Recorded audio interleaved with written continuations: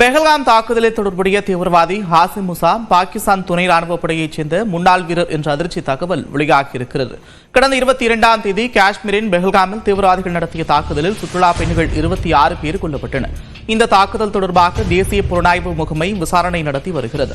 இந்நிலையில் பெஹல்காம் தாக்குதலின் பின்னணியில் பாகிஸ்தானைச் சேர்ந்த தீவிரவாதி ஹாசிம் முசா உள்ளது விசாரணையில் உறுதி செய்யப்பட்டுள்ளது. இவர் பாகிஸ்தான் ராணுவத்தின் சிறப்பு சேவைகள் குழு எனப்படும் படையில் பாரா கமாண்டோராக பணியாற்றியவர் என்ற தகவல் வெளியாகியுள்ளது. அவரை காஷ்மீரில் வெளிமாநில சுற்றுலா பயணிகள் மற்றும் பாதுகாப்பு படையினர் மீது தாக்குதல் நடத்துவதற்காக பாகிஸ்தான் ராணுவத்தினர் லஷ்கர்-இ-தொய்பா அமைப்பிற்கு அனுப்பி வைத்திருக்கலாம் என்றும் கூறப்படுகிறது.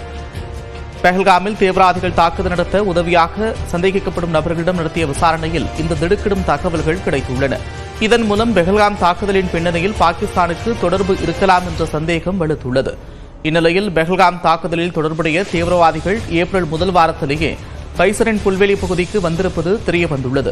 பைசரன் புல்வெளியில் தாக்குதல் நடத்தும் முன்பு அங்குள்ள உணவகத்தில் தீவிரவாதிகள் இருவர் காத்திருந்ததும் அப்போது அங்கு வந்து சிற்றுண்டி சாப்பிட வந்த சுற்றுலா பயணிகளிடம் மதம் குறித்து விசாரித்து பிறகு துப்பாக்கிச்சூடு நடத்தியிருப்பதும் விசாரணையில் தெரியவந்துள்ளது.